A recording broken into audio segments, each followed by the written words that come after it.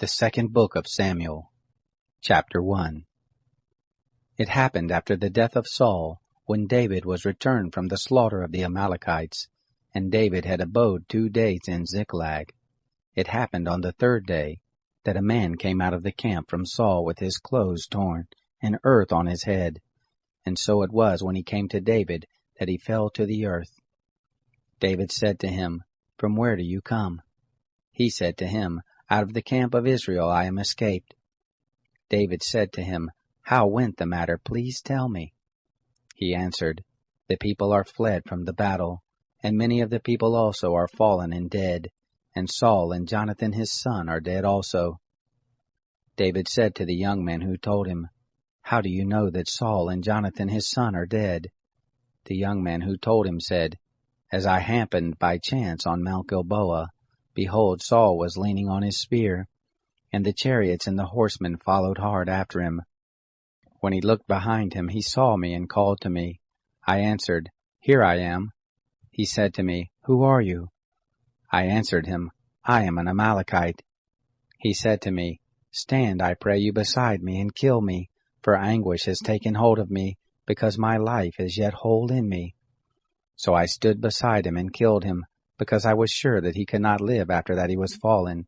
And I took the crown that was on his head, and the bracelet that was on his arm, and have brought them here to my lord."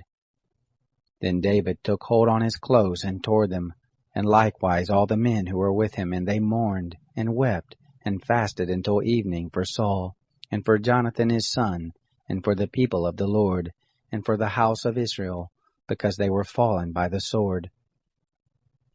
David said to the young men who told him, "Where are you from?" He answered, "I am the son of a foreigner, an Amalekite." David said to him, "How were you not afraid to put forth your hand to destroy the Lord's anointed?" David called one of the young men and said, "Go near and fall on him." He struck him so that he died. David said to him, "Your blood be on your head, for your own mouth testified against you, saying, 'I have slain the Lord's anointed.'" David lamented with his lamentation over Saul and over Jonathan his son.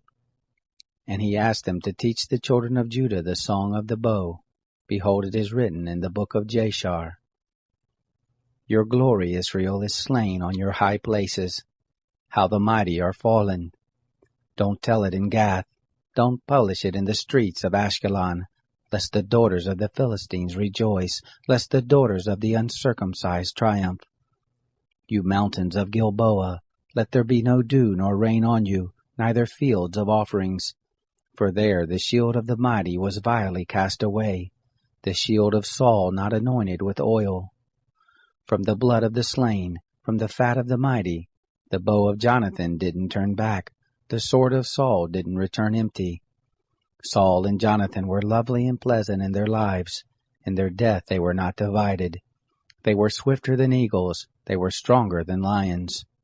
You daughters of Israel, weep over Saul, who clothed you in scarlet delicately, who put ornaments of gold on your clothing.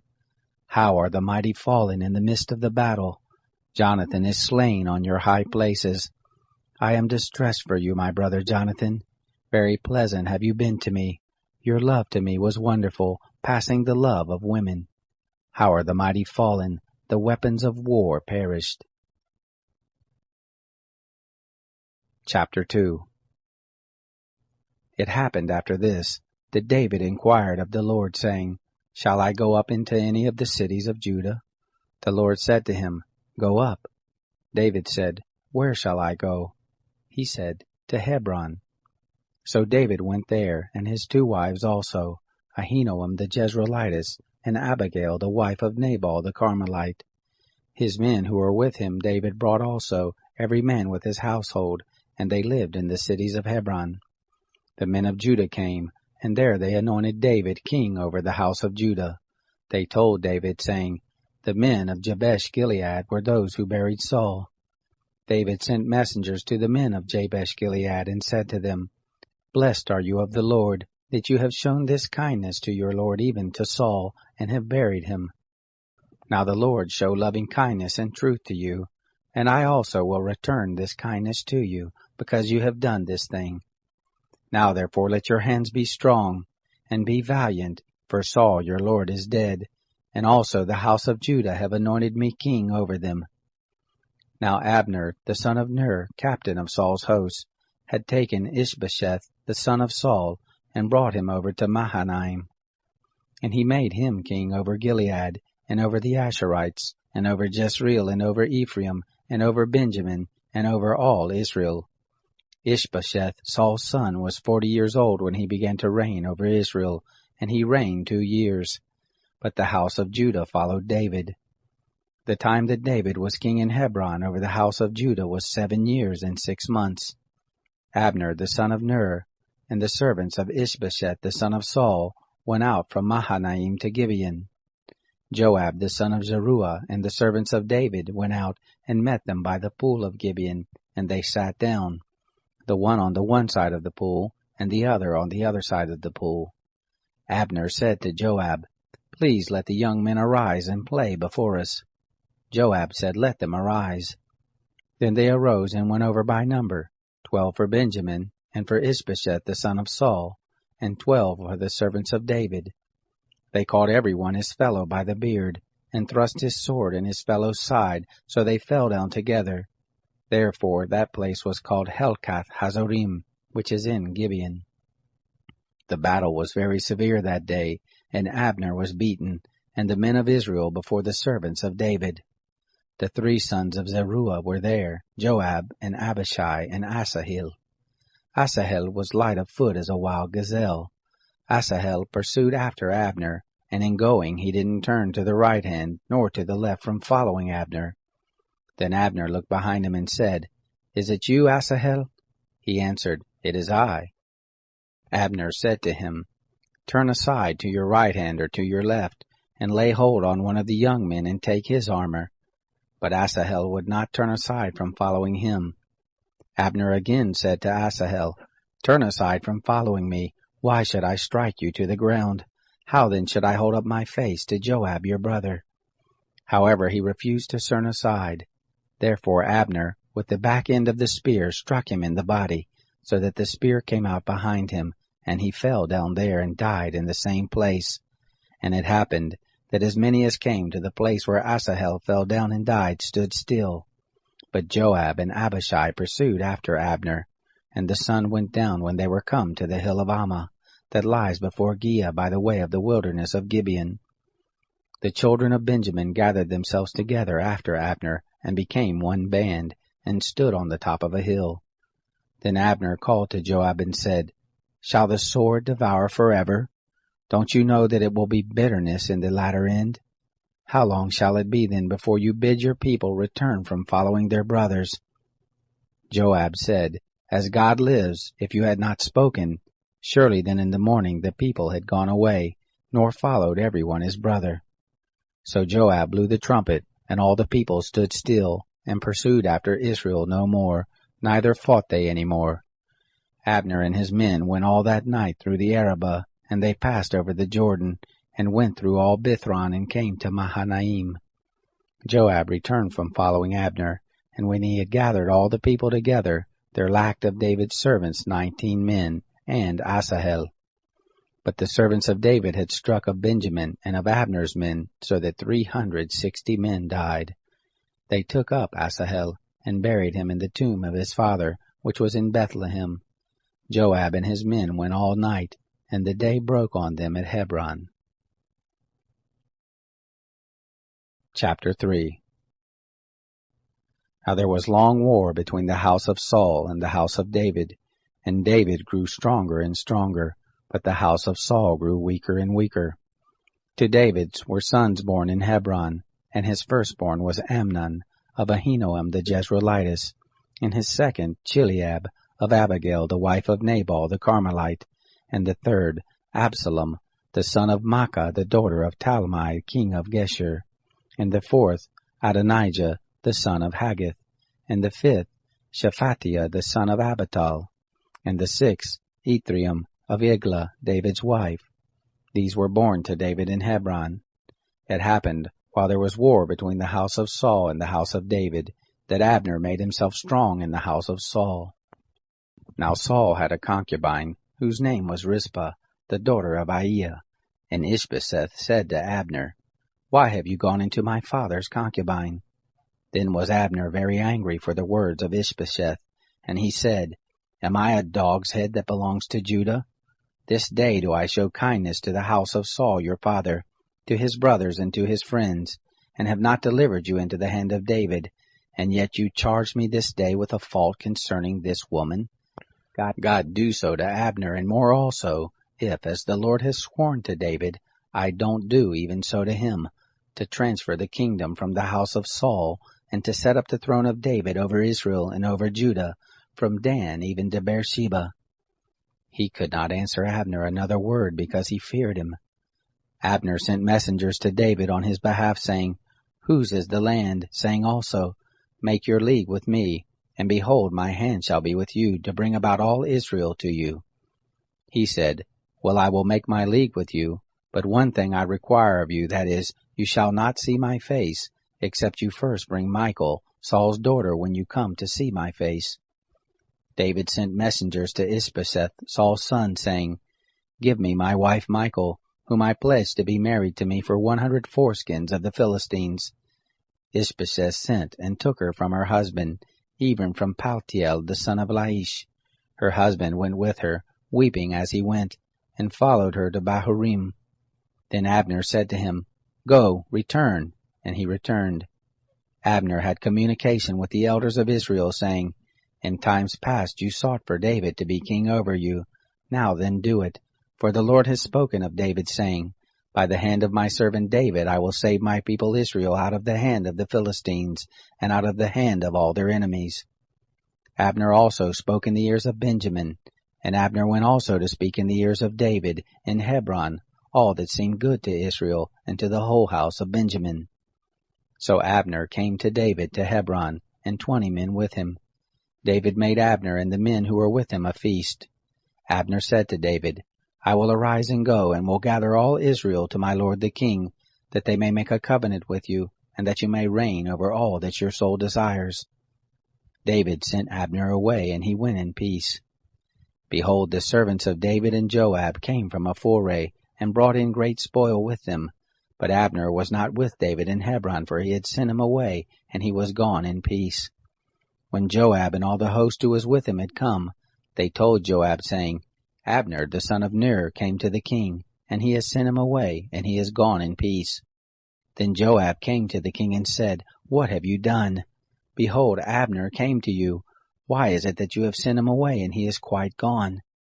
You know Abner the son of Ner, that he came to deceive you, and to know your going out and your coming in, and to know all that you do. When Joab was come out from David, he sent messengers after Abner, and they brought him back from the well of Sirah, but David didn't know it. When Abner was returned to Hebron, Joab took him aside into the midst of the gate to speak with him quietly, and struck him there in the body, so that he died, for the blood of Asahel his brother. Afterward, when David heard it, he said, I and my kingdom are guiltless before the Lord forever of the blood of Abner the son of Ner. Let it fall on the head of Joab, and on all his father's house, and let there not fail from the house of Joab one who has an issue, or is a leper, or who leans on a staff, or who falls by the sword, or who lacks bread. So Joab and Abishai his brother killed Abner, because he had killed their brother Asahel at Gibeon in the battle. David said to Joab and to all the people who were with him, Tear your clothes, and put on sackcloth, and mourn before Abner. King David followed the bier. They buried Abner in Hebron, and the king lifted up his voice, and wept at the grave of Abner, and all the people wept. The king lamented for Abner, and said, Should Abner die as a fool dies? Your hands were not bound, nor your feet put into fetters. As a man falls before the children of iniquity, so did you fall. All the people wept again over him. All the people came to cause David to eat bread while it was yet day, but David swore, saying, God do so to me, and more also, if I taste bread or anything else, until the sun goes down. All the people took notice of it, and it pleased them, as whatever the king did pleased all the people. So all the people and all Israel understood that day that it was not of the king to kill Abner the son of Ner. the king said to his servants, "Don't you know that there a prince and a great man has fallen this day in Israel? I am this day weak, though anointed king, and these men, the sons of Zeruiah, are too hard for me. May the Lord reward the evildoer according to his wickedness." Chapter 4. When Ishbosheth, Saul's son, heard that Abner was dead in Hebron, his hands became feeble, and all the Israelites were troubled. Ishbosheth, Saul's son, had 2 men who were captains of bands. The name of the one was Baanah, and the name of the other Rechab, the sons of Rimmon the Beerothite, of the children of Benjamin. For Beeroth also is reckoned to Benjamin, and the Beerothites fled to Gittaim, and have lived there as foreigners until this day. Now Jonathan, Saul's son, had a son who was lame of his feet. He was 5 years old when the news came of Saul and Jonathan out of Jezreel, and his nurse took him up and fled. And it happened, as she made haste to flee, that he fell and became lame. His name was Mephibosheth. The sons of Rimmon the Beerothite, Rechab and Baanah, went and came about the heat of day to the house of Ishbosheth, as he took his rest at noon. They came there into the midst of the house, as though they would have fetched wheat, and they struck him in the body, and Rechab and Baanah his brother escaped. Now when they came into the house, as he lay on his bed in the bedchamber, they struck him and killed him, and beheaded him, and took his head, and went by the way of the Arabah all night. They brought the head of Ishbosheth to David to Hebron, and said to the king, "Behold, the head of Ishbosheth, the son of Saul, your enemy, who sought your life. And the Lord has avenged my lord the king this day of Saul and of his seed." David answered Rechab and Baanah his brother, the sons of Rimmon the Beerothite, and said to them, "As the Lord lives, who has redeemed my soul out of all adversity, when one told me, saying, Behold, Saul is dead, thinking to have brought good news, I took hold of him and killed him in Ziklag, which was the reward I gave him for his news. How much more, when wicked men have slain a righteous person in his own house on his bed, shall I not now require his blood of your hand, and take you away from the earth?" David commanded his young men, and they killed them, and cut off their hands and their feet, and hanged them up beside the pool in Hebron. But they took the head of Ishbosheth, and buried it in the grave of Abner in Hebron. Chapter 5. Then came all the tribes of Israel to David to Hebron, and spoke, saying, Behold, we are your bone and your flesh. In times past, when Saul was king over us, it was you who led out and brought in Israel, and the Lord said to you, You shall be shepherd of my people Israel, and you shall be prince over Israel. So all the elders of Israel came to the king to Hebron, and King David made a covenant with them in Hebron before the Lord, and they anointed David king over Israel. David was 30 years old when he began to reign, and he reigned 40 years. In Hebron he reigned over Judah 7 years and 6 months, and in Jerusalem he reigned 33 years over all Israel and Judah. The king and his men went to Jerusalem against the Jebusites, the inhabitants of the land, who spoke to David, saying, Except you take away the blind and the lame, you shall not come in here, thinking, David can't come in here. Nevertheless, David took the stronghold of Zion. The same is the city of David. David said on that day, Whoever strikes the Jebusites, let him go up to the watercourse and strike the lame and the blind, who are hated of David's soul. Therefore they say, There are the blind and the lame. He can't come into the house. David lived in the stronghold and called it the city of David. David built round about it from Milo and inward. David grew greater and greater, for the Lord, the God of hosts, was with him. Hiram king of Tyre sent messengers to David, and cedar trees, and carpenters and masons, and they built David a house. David perceived that the Lord had established him king over Israel, and that he had exalted his kingdom for his people Israel's sake. David took more and more concubines and wives out of Jerusalem after he was come from Hebron, and there were yet sons and daughters born to David. These are the names of those who were born to him in Jerusalem: Shammua and Shobab, and Nathan, and Solomon, and Ibhar, and Elishua, and Nepheg, and Japhia, and Elishama, and Elida, and Eliphalet. When the Philistines heard that they had anointed David king over Israel, all the Philistines went up to seek David, and David heard of it, and went down to the stronghold. Now the Philistines had come and spread themselves in the valley of Rephaim. David inquired of the Lord, saying, Shall I go up against the Philistines? Will you deliver them into my hand? The Lord said to David, Go up, for I will certainly deliver the Philistines into your hand. David came to Baal Perazim, and David struck them there. And he said, The Lord has broken my enemies before me like the breach of waters. Therefore he called the name of that place Baal Perazim. They left their images there, and David and his men took them away. The Philistines came up yet again and spread themselves in the valley of Rephaim. When David inquired of the Lord, he said, You shall not go up, but make a circuit behind them, and come on them over against the mulberry trees. It shall be, when you hear the sound of marching in the tops of the mulberry trees, then you shall stir yourself, for the Lord has gone out before you to strike the host of the Philistines. David did as the Lord commanded him, and struck the Philistines from Geba until you come to Gezer. Chapter 6. David again gathered together all the chosen men of Israel, 30,000. David arose and went with all the people who were with him from Baal Judah, to bring up from there the ark of God, which is called by the name, even the name of the Lord of armies, who sits above the cherubim. They set the ark of God on a new cart, and brought it out of the house of Abinadab that was on the hill. And Uzzah and Ahio, the sons of Abinadab, drove the new cart. They brought it out of the house of Abinadab which was in the hill with the ark of God, and Ahio went before the ark. David and all the house of Israel played before the Lord with all manner of instruments made of fir wood, and with harps, and with psalteries, and with tambourines, and with castanets, and with cymbals.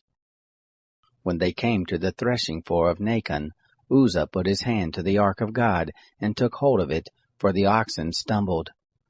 The anger of the Lord was kindled against Uzzah, and God struck him there for his error, and there he died by the ark of God.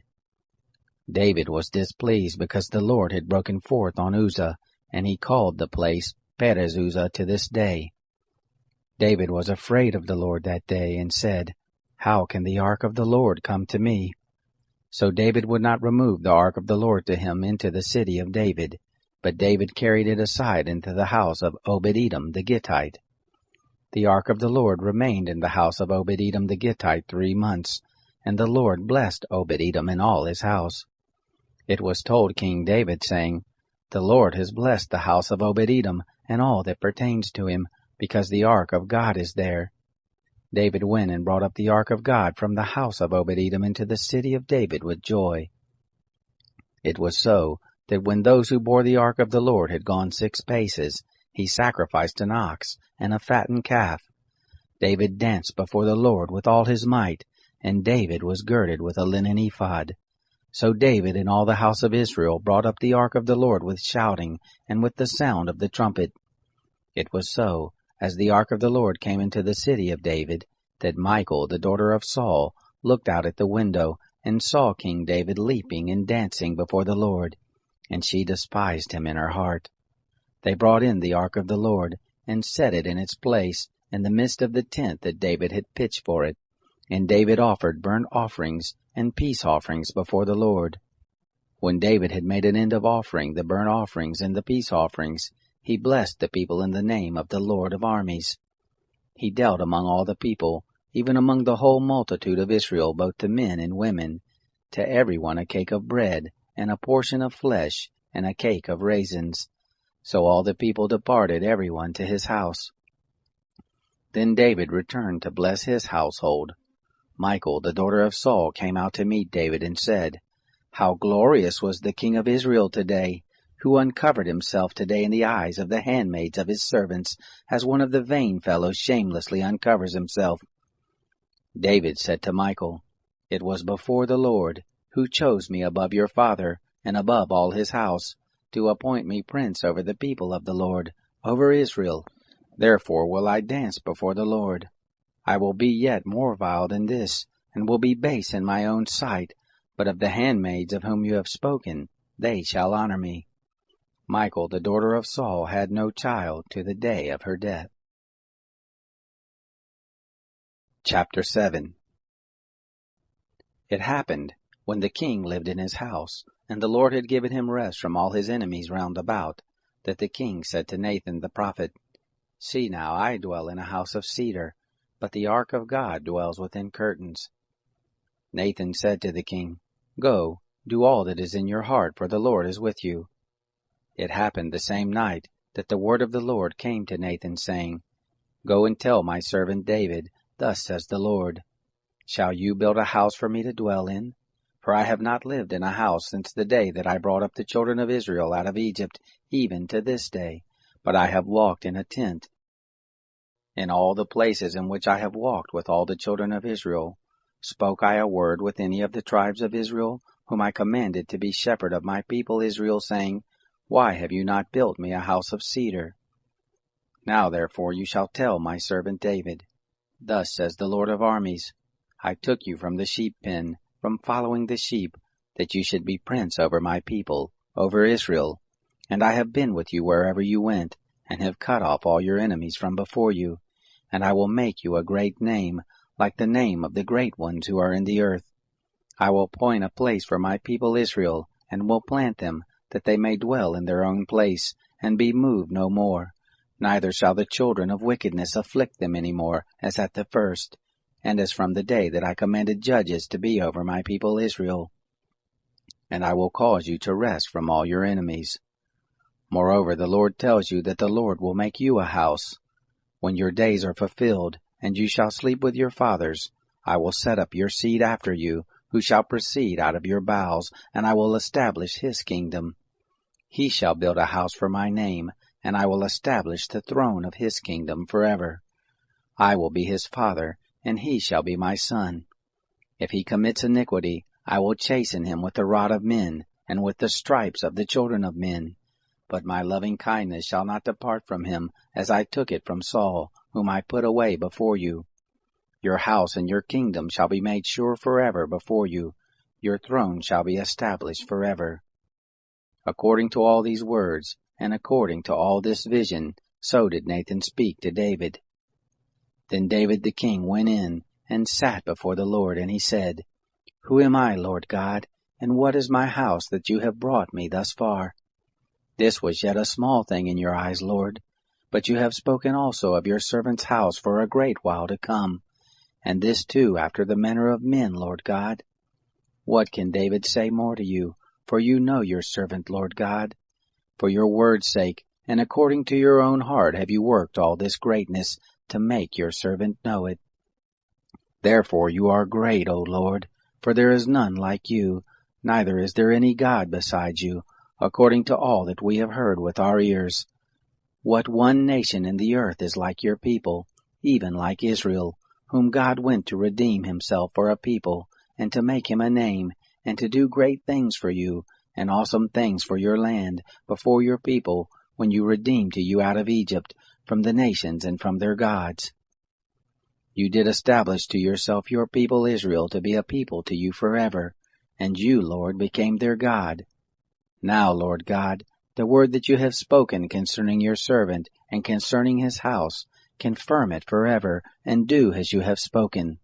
Let your name be magnified forever, saying, The Lord of hosts is God over Israel, and the house of your servant David shall be established before you. For you, Lord of armies, the God of Israel, have revealed to your servant, saying, I will build you a house. Therefore has your servant found in his heart to pray this prayer to you. Now, O Lord God, you are God, and your words are truth. And you have promised this good thing to your servant. Now therefore let it please you to bless the house of your servant, that it may continue forever before you. For you, Lord God, have spoken it, and with your blessing let the house of your servant be blessed forever. Chapter 8. After this it happened that David struck the Philistines and subdued them. And David took the bridle of the mother city out of the hand of the Philistines. He struck Moab, and measured them with the line, making them to lie down on the ground. and he measured 2 lines to put to death, and 1 full line to keep alive. The Moabites became servants to David and brought tribute. David struck also Hadadezer the son of Rehob, king of Zobah, as he went to recover his dominion at the river. David took from him 1,700 horsemen and 20,000 footmen, and David hamstrung all the chariot horses, but reserved of them for 100 chariots. When the Syrians of Damascus came to help Hadadezer king of Zobah, David struck of the Syrians 22,000 men. Then David put garrisons in Syria of Damascus, and the Syrians became servants to David and brought tribute. The Lord gave victory to David wherever he went. David took the shields of gold that were on the servants of Hadadezer and brought them to Jerusalem. From Beta and from Borathai, cities of Hadadezer, King David took very much brass. When Toi, king of Hamath, heard that David had struck all the host of Hadadezer, then Toi sent Joram his son to King David to greet him and to bless him, because he had fought against Hadadezer and struck him, for Hadadezer had wars with Toi. Joram brought with him vessels of silver, and vessels of gold, and vessels of brass. These also did King David dedicate to the Lord, with the silver and the gold that he dedicated of all the nations which he subdued, of Syria, and of Moab, and of the children of Ammon, and of the Philistines, and of Amalek, and of the spoil of Hadadezer, son of Rehob, king of Zobah. David made a name for him when he returned from smiting the Syrians in the valley of Salt, even 18,000 men. He put garrisons in Edom. Throughout all Edom he put garrisons, and all the Edomites became servants to David. The Lord gave victory to David wherever he went. David reigned over all Israel, and David executed justice and righteousness to all his people. Joab the son of Zeruiah was over the host, and Jehoshaphat the son of Ahilud was the recorder, and Zadok the son of Ahitub and Ahimelech the son of Abiathar were priests, and Sariah was scribe, and Benaiah the son of Jehoiada was over the Cherethites and the Pelethites, and David's sons were chief ministers. Chapter 9. David said, Is there yet any who is left of the house of Saul, that I may show him kindness for Jonathan's sake? There was of the house of Saul a servant whose name was Ziba, and they called him to David. And the king said to him, Are you Ziba? He said, I am your servant. The king said, Is there not yet any of the house of Saul, that I may show the kindness of God to him? Ziba said to the king, Jonathan has yet a son, who is lame of his feet. The king said to him, Where is he? Ziba said to the king, Behold, he is in the house of Machir the son of Ammiel, in Lo-debar. Then King David sent and fetched him out of the house of Machir the son of Ammiel, from Lo-debar. Mephibosheth, the son of Jonathan, the son of Saul, came to David, and fell on his face and did homage. David said, Mephibosheth. He answered, Behold your servant. David said to him, Don't be afraid, for I will surely show you kindness for Jonathan your father's sake, and will restore to you all the land of Saul your father, and you shall eat bread at my table continually. He did homage again and said, What is your servant that you should look on such a dead dog as I am? Then the king called to Ziba Saul's servant and said to him, All that pertained to Saul and to all his house have I given to your master's son.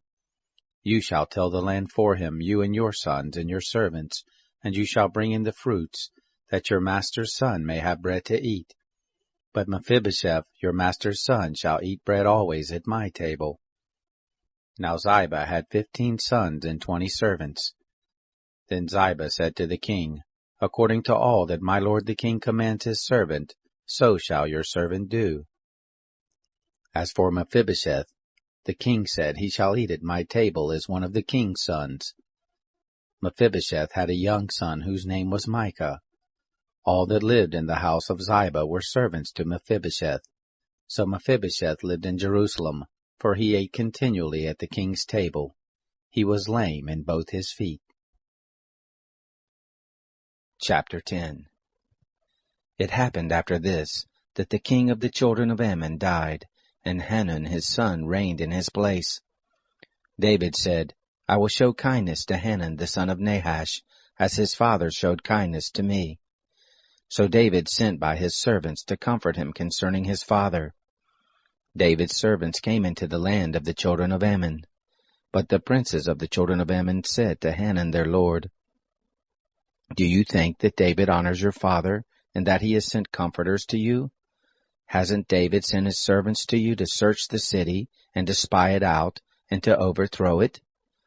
So Hanun took David's servants, and shaved off the 1/2 of their beards, and cut off their garments in the middle, even to their buttocks, and sent them away. When they told it to David, he sent to meet them, for the men were greatly ashamed. The king said, Wait at Jericho until your beards be grown, and then return.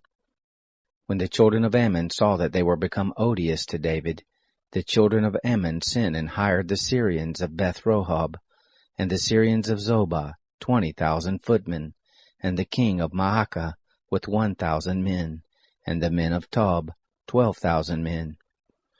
When David heard of it, he sent Joab and all the host of the mighty men. The children of Ammon came out and put the battle in array at the entrance of the gate, and the Syrians of Zobah and of Rehob and the men of Tob and Maacah were by themselves in the field. Now when Joab saw that the battle was set against him before and behind, he chose of all the choice men of Israel, and put them in array against the Syrians. The rest of the people he committed in the hand of Abishai his brother, and he put them in array against the children of Ammon.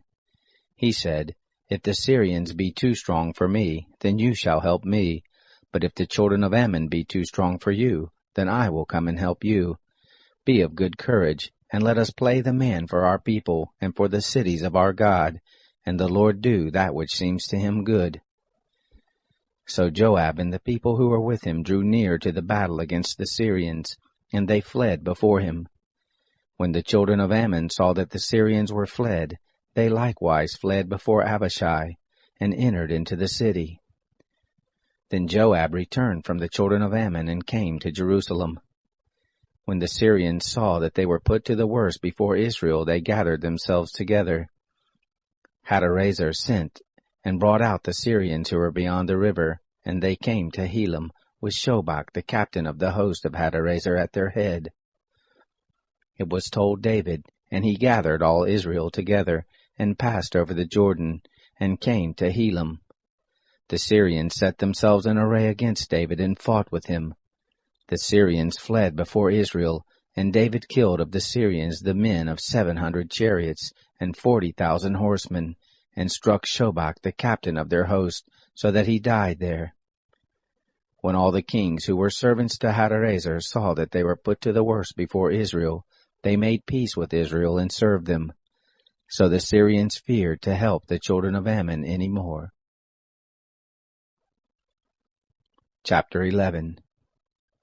It happened, at the return of the year, at the time when kings go out to battle, that David sent Joab and his servants with him, and all Israel, and they destroyed the children of Ammon, and besieged Rabbah.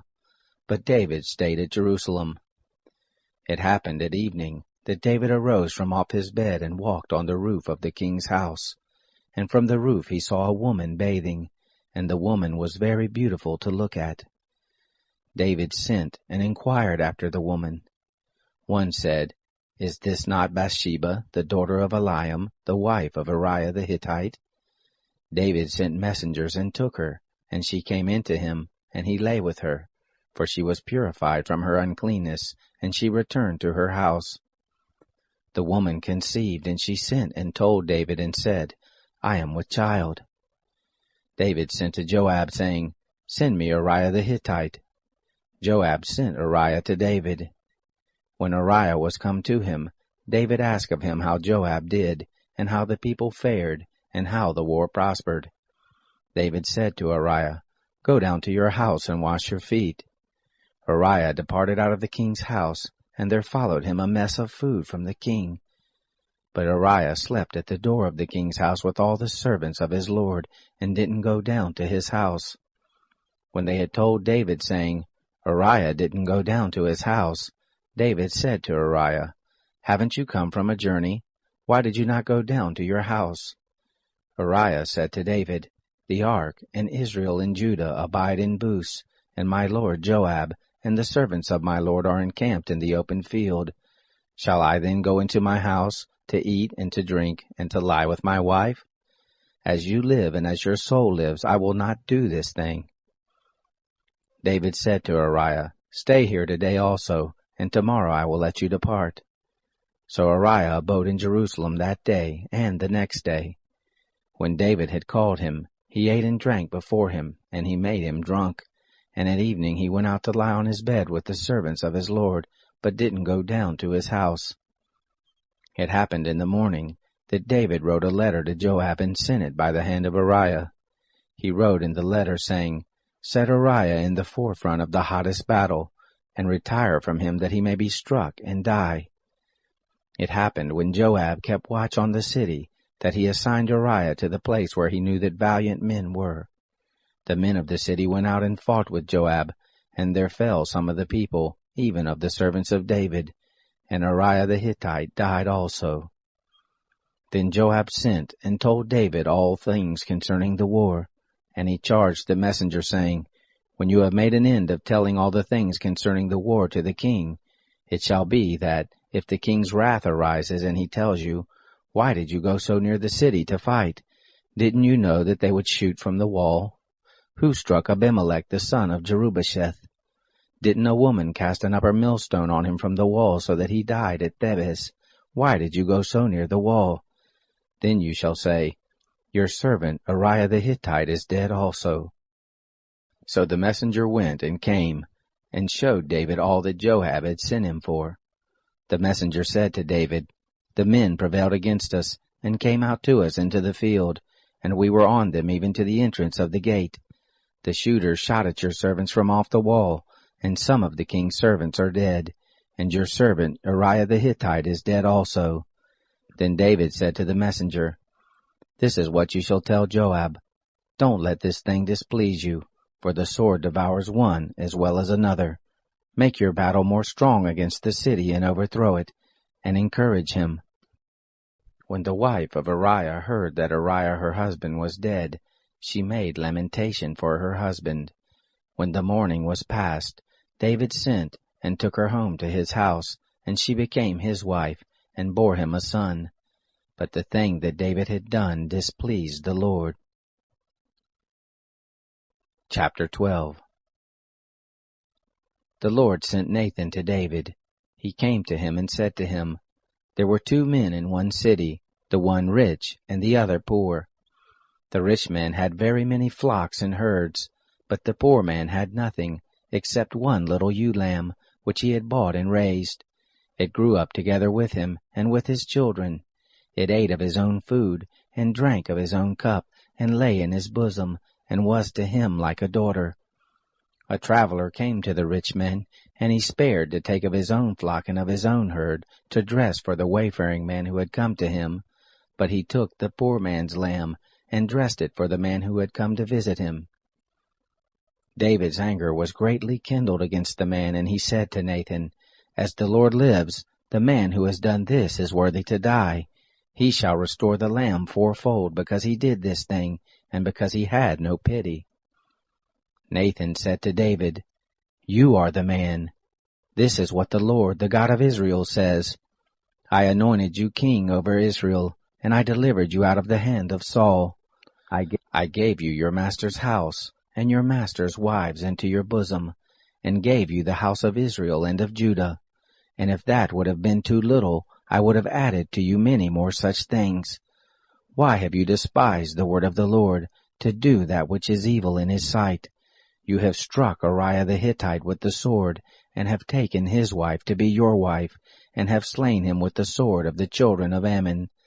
Now therefore the sword will never depart from your house, because you have despised me, and have taken the wife of Uriah the Hittite to be your wife. This is what the Lord says. Behold, I will raise up evil against you out of your own house, and I will take your wives before your eyes, and give them to your neighbor, and he will lie with your wives in the sight of this sun. for you did it secretly, but I will do this thing before all Israel and before the sun." David said to Nathan, "I have sinned against the Lord." Nathan said to David, "The Lord also has put away your sin. You will not die.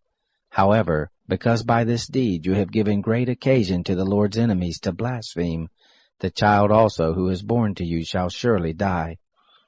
Nathan departed to his house.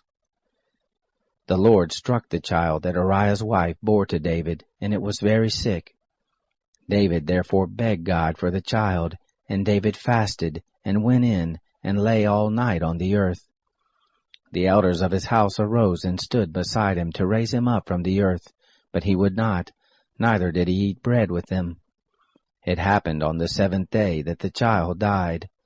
The servants of David feared to tell him that the child was dead, for they said, "Behold, while the child was yet alive we spoke to him, and he didn't listen to our voice. How will he then vex himself if we tell him that the child is dead?" But when David saw that his servants were whispering together, David perceived that the child was dead, and David said to his servants, "Is the child dead?" They said, "He is dead." Then David arose from the earth and washed and anointed himself, and changed his clothing, and he came into the house of the Lord, and worshipped. Then he came into his own house, and when he asked, they set bread before him, and he ate. Then his servants said to him, "What thing is this that you have done? You did fast and weep for the child while it was alive, but when the child was dead, you did rise and eat bread." He said, "While the child was yet alive, I fasted and wept, for I said, Who knows whether the Lord will not be gracious to me, that the child may live? But now he is dead, why should I fast? Can I bring him back again? I shall go to him, but he will not return to me." David comforted Bathsheba his wife, and went in to her, and lay with her, and she bore a son, and he called his name Solomon. The Lord loved him, and he sent by the hand of Nathan the prophet, and he named him Jedediah for the Lord's sake. Now Joab fought against Rabbah of the children of Ammon, and took the royal city. Joab sent messengers to David and said, "I have fought against Rabbah, yes, I have taken the city of waters. Now therefore gather the rest of the people together, and encamp against the city, and take it, lest I take the city, and it be called after my name." David gathered all the people together, and went to Rabbah, and fought against it, and took it. He took the crown of the king from off his head, and the weight of it was a talent of gold, and in it were precious stones, and it was set on David's head. He brought forth the spoil of the city in great quantity.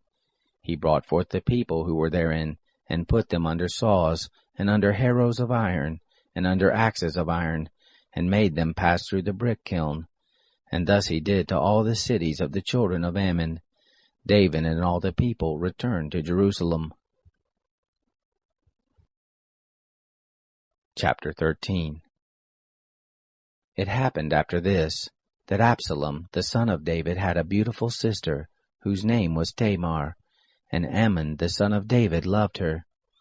Amnon was so vexed that he fell sick because of his sister Tamar, for she was a virgin, and it seemed hard to Amnon to do anything to her. But Amnon had a friend, whose name was Jonadab, the son of Shemaiah, David's brother, and Jonadab was a very subtle man. He said to him, "Why, son of the king, are you thus lean from day to day? Won't you tell me?"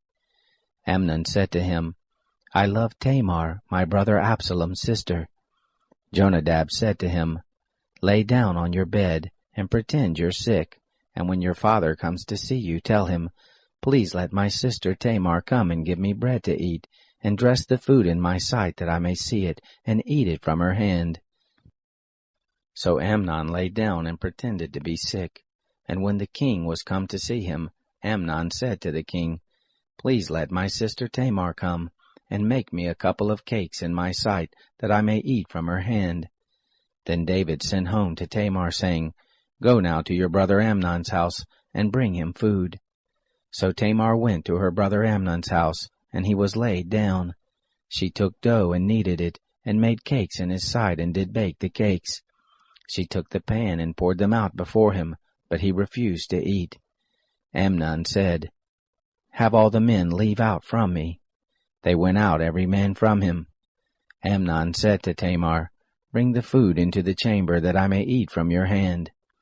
Tamar took the cakes which she had made, and brought them into the chamber to Amnon her brother. When she had brought them near to him to eat, he took hold of her, and said to her, "Come, lie with me, my sister."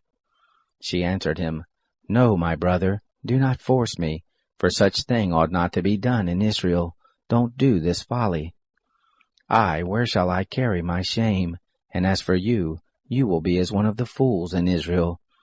Now therefore please speak to the king, for he will not withhold me from you." However, he would not listen to her voice, but being stronger than she, he forced her, and lay with her. Then Amnon hated her with exceeding great hatred, for the hatred with which he hated her was greater than the love with which he had loved her. Amnon said to her, "Arise, be gone." She said to him, "Not so, because this great wrong in putting me forth is worse than the other you did to me." But he would not listen to her. Then he called his servants who ministered to him, and said, "Put now this woman out from me, and bolt the door after her." She had a garment of various colors on her, for with such robes were the king's daughters who were virgins dressed. Then his servant brought her out, and bolted the door after her.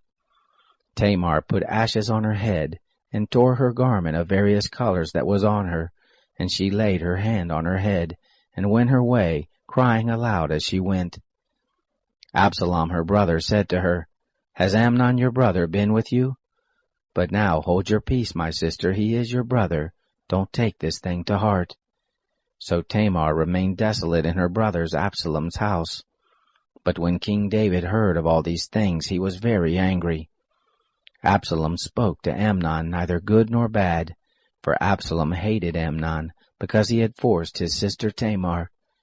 It happened after 2 full years that Absalom had sheep shearers in Baal Hazor, which is beside Ephraim, and Absalom invited all the king's sons. Absalom came to the king and said, "See now, your servant has sheep shearers. Let the king, I pray you, and his servants go with your servant." The king said to Absalom, "No, my son, let us not all go, lest we be burdensome to you." He pressed him. However, he would not go, but blessed him. Then said Absalom, "If not, then please let my brother Amnon go with us." The king said to him, "Why should he go with you?" But Absalom pressed him, and he let Amnon and all the king's sons go with him. Absalom commanded his servants, saying, "Mark now when Amnon's heart is merry with wine, and when I tell you, smite Amnon, then kill him. Don't be afraid. Haven't I commanded you? Be courageous, and be valiant." The servants of Absalom did to Amnon as Absalom had commanded. Then all the king's sons arose, and every man got him up on his mule and fled. It happened, while they were in the way, that the news came to David, saying, "Absalom has slain all the king's sons, and there is not one of them left." Then the king arose and tore his garments, and lay on the earth, and all his servants stood by with their clothes torn. Jonadab the son of Shemaiah, David's brother, answered, "Don't let my lord suppose that they have killed all the young men, the king's sons, for Amnon only is dead. For by the appointment of Absalom, this has been determined from the day that he forced his sister Tamar. Now therefore don't let my lord the king take the thing to his heart, to think that all the king's sons are dead, for Amnon only is dead." But Absalom fled. The young man who kept the watch lifted up his eyes and looked, and behold, there came much people by the way of the hillside behind him. Jonadab said to the king, "Behold, the king's sons are come, as your servant said, so it is." It happened, as soon as he had made an end of speaking, that behold, the king's sons came, and lifted up their voice and wept, and the king also and all his servants wept very greatly. But Absalom fled, and went to Talmai, the son of Ammihur, king of Geshur. David mourned for his son every day. So Absalom fled and went to Geshur, and was there 3 years. The soul of King David longed to go forth to Absalom, for he was comforted concerning Amnon, seeing he was dead. Chapter 14. Now Joab, the son of Zeruiah, perceived that the king's heart was toward Absalom. Joab sent to Tekoa, and fetched there a wise woman, and said to her, Please act like a mourner, and put on mourning clothing. Please, and don't anoint yourself with oil, but be as a woman who has a long time mourned for the dead, and go into the king, and speak to him in this manner. So Joab put the words in her mouth. When the woman of Tekoa spoke to the king, she fell on her face to the ground, and did obeisance, and said, Help, O king. The king said to her, What ails you? She answered, Of a truth I am a widow, and my husband is dead. Your handmaid had 2 sons, and they strove together in the field, and there was none to part them. But the one struck the other and killed him. Behold, the whole family is risen up against your handmaid, and they say, Deliver him who struck his brother, that we may kill him for the life of his brother whom he killed. And so they destroy the heir also. Thus will they quench my coal that is left, and leave to my husband neither name nor remainder on the surface of the earth. The king said to the woman, Go to your house, and I will give charge concerning you. The woman of Tekoa said to the king, My lord, O king, the iniquity be on me and on my father's house, and the king in his throne be guiltless. The king said, Whoever says anything to you, bring him to me, and he shall not touch you any more. Then she said, Please let the king remember the Lord your God, that the avenger of blood destroy not any more, lest they destroy my son. He said, As the Lord lives, there shall not one hair of your son fall to the earth. Then the woman said, Please let your handmaid speak a word to my lord the king. He said, Say on. The woman said, Why then have you devised such a thing against the people of God? For in speaking this word, the king is as one who is guilty, and that the king does not bring home again his banished one. For we must all die, and are as water spilled on the ground, which can't be gathered up again. Neither does God take away life, but devises means that he who is banished not be an outcast from him. Now therefore, seeing that I have come to speak this word to my lord the king, it is because the people have made me afraid. And your handmaid said, I will now speak to the king.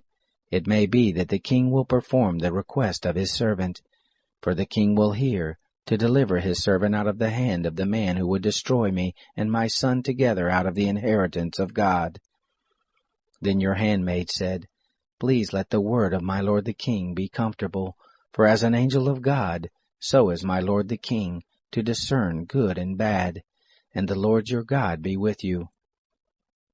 Then the king answered the woman, Please don't hide anything from me that I shall ask you. The woman said, Let my lord the king now speak. The king said, Is the hand of Joab with you in all this? The woman answered, As your soul lives, my lord the king, none can turn to the right hand or to the left from anything that my lord the king has spoken. For your servant Joab, he brought me, and he put all these words in the mouth of your handmaid. To change the face of the matter has your servant Joab done this thing. And my lord is wise, according to the wisdom of an angel of God, to know all things that are in the earth. The king said to Joab, Behold now, I have done this thing. Go therefore and bring the young man Absalom back. Joab fell to the ground on his face, and blessed the king. And Joab said, Today your servant knows that I have found favor in your sight, my lord, and that the king has performed the request of his servant. So Joab arose and went to Geshur, and brought Absalom to Jerusalem. The king said, Let him turn to his own house, but let him not see my face. So Absalom went to his own house, and he didn't see the king's face. Now in all Israel there was none to be so much praised as Absalom for his beauty. From the sole of his foot even to the crown of his head there was no blemish in him. When he cut the hair of his head, now it was at every year's end that he cut it, because it was heavy on him, and therefore he cut it. He weighed the hair of his head at 200 shekels, after the king's weight. To Absalom there were born 3 sons and 1 daughter, whose name was Tamar. She was a woman of a beautiful face. Absalom lived 2 full years in Jerusalem, and he didn't see the king's face. Then Absalom sent for Joab to send him to the king, but he would not come to him. And he sent again a second time, but he would not come. Therefore he said to his servants, Behold, Joab's field is near mine, and he has barley there. Go and set it on fire. Absalom's servants set the field on fire. Then Joab arose and came to Absalom to his house and said to him, Why have your servants set my field on fire? Absalom answered Joab, Behold, I sent to you, saying, Come here, that I may send you to the king to say, Why am I come from Geshur? It is better for me to be there still. Now therefore let me see the king's face, and if there be iniquity in me, let him kill me. So Joab came to the king and told him, and when he had called for Absalom, he came to the king, and bowed himself on his face to the ground before the king, and the king kissed Absalom. Chapter 15.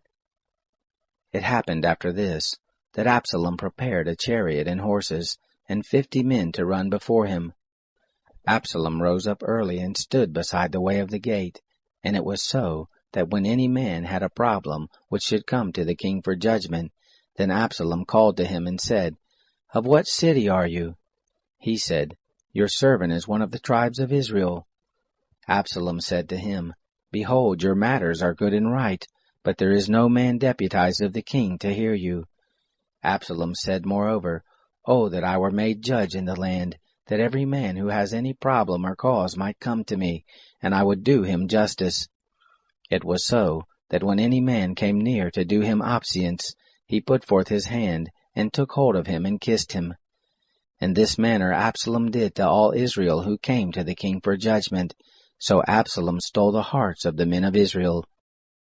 It happened at the end of 40 years, that Absalom said to the king, Please let me go and pay my vow which I have vowed to the Lord in Hebron. For your servant vowed a vow while I abode at Geshur in Syria, saying, If the Lord will indeed bring me again to Jerusalem, then I will serve the Lord. The king said to him, Go in peace. So he arose and went to Hebron. But Absalom sent spies throughout all the tribes of Israel, saying, As soon as you hear the sound of the trumpet, then you shall say, Absalom is king in Hebron. With Absalom went 200 men out of Jerusalem who were invited, and when in their simplicity they didn't know anything. Absalom sent for Ahithophel, the Gilonite, David's counselor, from his city, even from Gilo, while he was offering the sacrifices. The conspiracy was strong, for the people increased continually with Absalom. There came a messenger to David, saying, The hearts of the men of Israel are after Absalom. David said to all his servants who were with him at Jerusalem, Arise and let us flee, or else none of us shall escape from Absalom. Make speed to depart, lest he overtake us quickly, and bring down evil on us, and strike the city with the edge of the sword. The king's servants said to the king, Behold, your servants are ready to do whatever my lord the king shall choose. The king went forth, and all his household after him.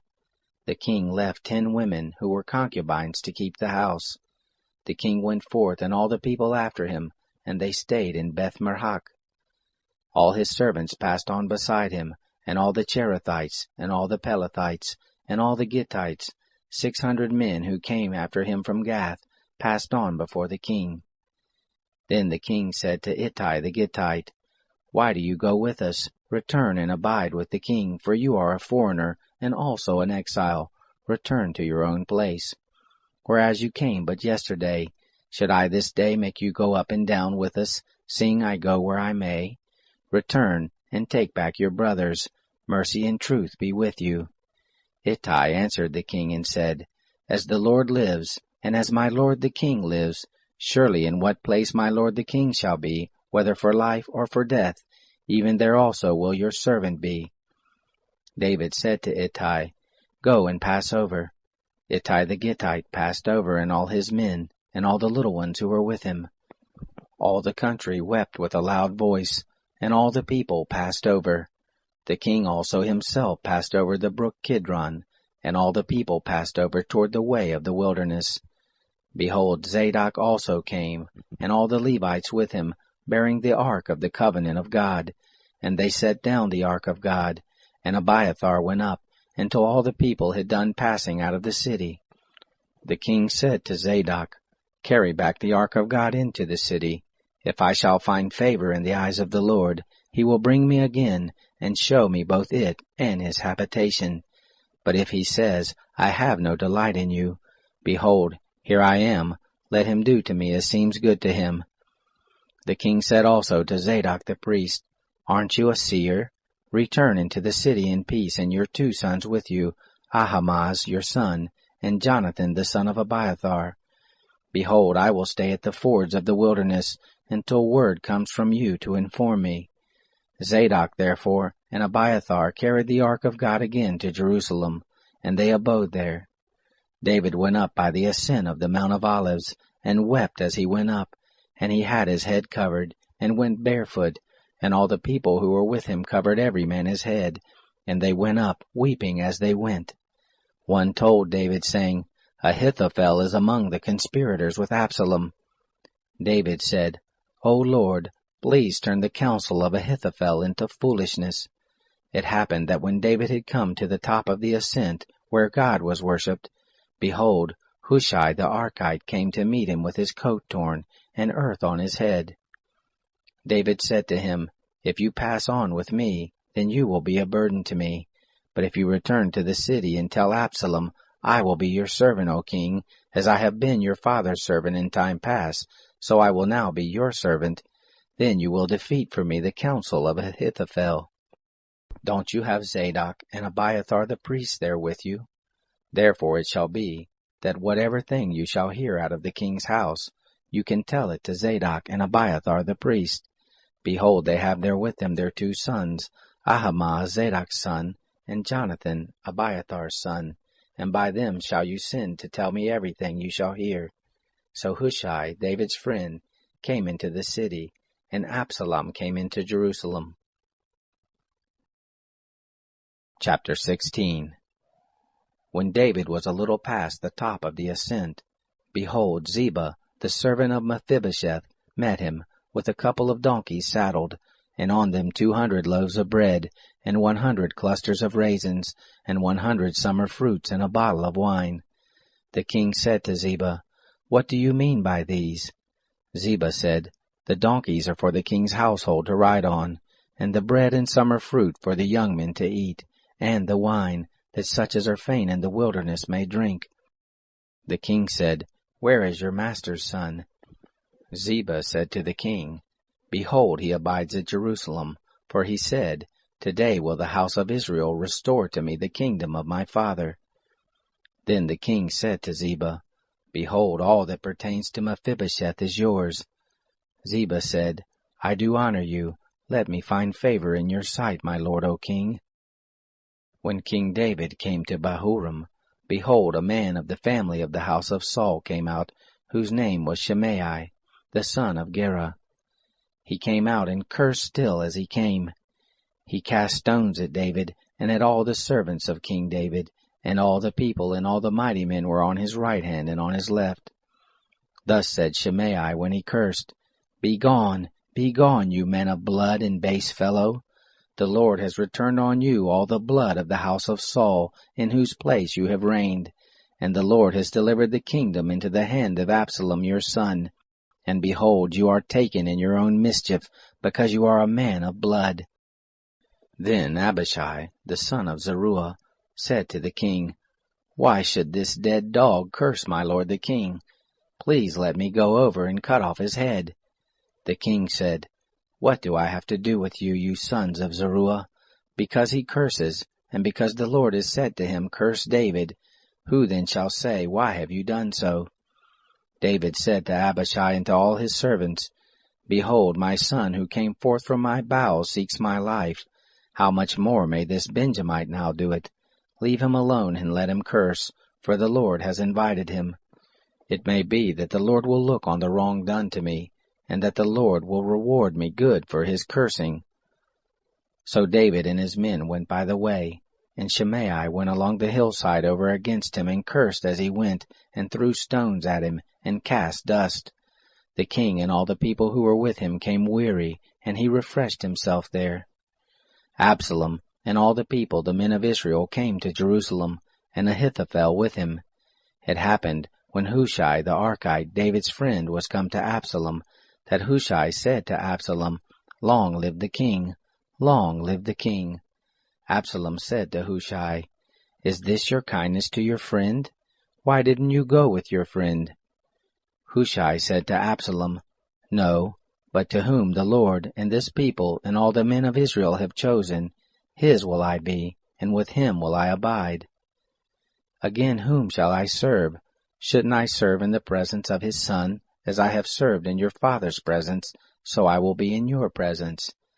Then Absalom said to Ahithophel, Give your counsel what we shall do. Ahithophel said to Absalom, Go in to your father's concubines, that he has left to keep the house, and all Israel will hear that you are abhorred of your father. Then will the hands of all who are with you be strong. So they spread Absalom a tent on the top of the house, and Absalom slept with his father's concubines in the sight of all Israel. The counsel of Ahithophel which he gave in those days was as if a man inquired at the oracle of God. So was all the counsel of Ahithophel, both with David and with Absalom. Chapter 17. Moreover, Ahithophel said to Absalom, Let me now choose out 12,000 men, and I will arise and pursue after David this night, and I will come on him while he is weary and weak-handed, and will make him afraid, and all the people who are with him shall flee, and I will strike the king only, and I will bring back all the people to you. The man whom you seek is as if all returned, so all the people shall be in peace. The saying pleased Absalom well, and all the elders of Israel. Then Absalom said, Call now Hushai the Archite also, and let us hear likewise what he says. When Hushai was come to Absalom, Absalom spoke to him, saying, Ahithophel has spoken after this manner. Shall we do after his saying? If not, speak up. Hushai said to Absalom, The counsel that Ahithophel has given this time is not good. Hushai said moreover, You know your father and his men, that they are mighty men, and they are fierce in their minds, as a bear robbed of her cubs in the field, and your father is a man of war, and will not lodge with the people. Behold, he is hid now in some pit, or in some other place, and it will happen, when some of them are fallen at the first, that whoever hears it will say, There is a slaughter among the people who follow Absalom. Even he who is valiant, whose heart is as the heart of a lion, will utterly melt. For all Israel knows that your father is a mighty man, and those who are with him are valiant men. But I counsel that all Israel be gathered together to you, from Dan even to Beersheba, as the sand that is by the sea for multitude, and that you go to battle in your own person. So shall we come on him in some place where he shall be found, and we will light on him as the dew falls on the ground, and of him and all the men who are with him we will not leave so much as one. Moreover, if he be gotten into a city, then shall all Israel bring ropes to that city, and we will draw it into the river, until there not be found one small stone. Absalom and all the men of Israel said, The counsel of Hushai the Archite is better than the counsel of Ahithophel. For the Lord had ordained to defeat the good counsel of Ahithophel, to the intent that the Lord might bring evil on Absalom. Then Hushai said to Zadok and Abiathar the priest, Thus and thus did Ahithophel counsel Absalom and the elders of Israel, and thus have I counseled. Now therefore send quickly and tell David, saying, Don't lodge this night at the fords of the wilderness, but by all means pass over, lest the king be swallowed up, and all the people who are with him. Now Jonathan and Ahimaaz were staying by En-Rogel, and a maidservant used to go and tell them. And they went and told the king David, for they might not be seen coming into the city. But a boy saw them and told Absalom, and they went both of them away quickly, and came to the house of a man in Bahurim, who had a well in his court, and they went down there. The woman took and spread the covering over the well's mouth, and strewed bruised grain thereon, and nothing was known. Absalom's servants came to the woman to the house, and they said, Where are Ahimaaz and Jonathan? The woman said to them, They have gone over the brook of water. When they had sought and could not find them, they returned to Jerusalem. It happened, after they had departed, that they came up out of the well, and went and told King David. And they said to David, Arise and pass quickly over the water, for thus has Ahithophel counseled against you. Then David arose, and all the people who were with him, and they passed over the Jordan. By the morning light there lacked not one of them who had not gone over the Jordan. When Ahithophel saw that his counsel was not followed, he saddled his donkey and arose, and went home to his city, and set his house in order, and hanged himself, and he died and was buried in the tomb of his father. Then David came to Mahanaim. Absalom passed over the Jordan, he and all the men of Israel with him. Absalom set Amasa over the host instead of Joab. Now Amasa was the son of a man whose name was Ithra the Israelite, who went in to Abigail the daughter of Nahash, sister to Zeruiah, Joab's mother. Israel and Absalom encamped in the land of Gilead. It happened, when David was come to Mahanaim, that Shobi, the son of Nahash of Rabbah, of the children of Ammon, and Machir, the son of Ammiel of Lodabar, and Barzillai the Gileadite of Rogelim, brought beds, and basins, and earthen vessels, and wheat and barley and meal, and parched grain, and beans and lentils, and parched pulse, and honey, and butter, and sheep, and cheese of the herd for David, and for the people who were with him to eat, for they said, The people are hungry, and weary, and thirsty in the wilderness. Chapter 18. David numbered the people who were with him, and set captains of thousands and captains of hundreds over them.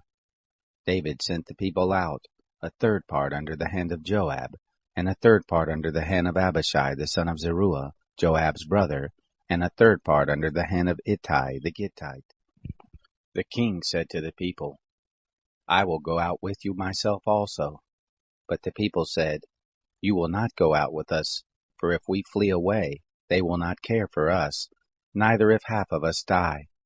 But you are worth 10,000 of us. Therefore now it is better that you are ready to help us out of the city. The king said to them, I will do what seems best to you.